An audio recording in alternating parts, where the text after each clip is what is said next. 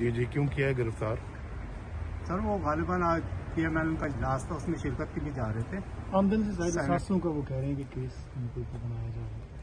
मेरे ख्याल ये अपने अंजाम को करीब ला रहे हैं और आमदन से ज़्यादा असासे, ये क्या क्या अपना ड्रामा है।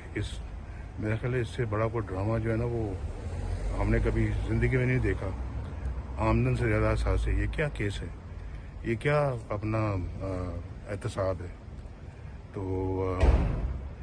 मेरा ख्याल है कि अगर ये समझते हैं कि इस तरह के हथकंडों से PDM की तहरीक जो है वो कमज़ोर पड़ जाएगी ये ना तजुर्बाकार लोग हैं, नाअहल हैं, ये इनको समझ ही नहीं है कि जो है वो मुल्क कैसे चलाते हैं, या इनको समझ ही नहीं है एहतसाब किसका नाम है, और इनको समझ ही नहीं है कि ये पाकिस्तान को किस तरफ लेके जा रहे हैं, तबाही बर्बादी। इसका एतराफ़ खुद कर चुके हैं, अपनी नाअहली का एतराफ़ कर चुके हैं।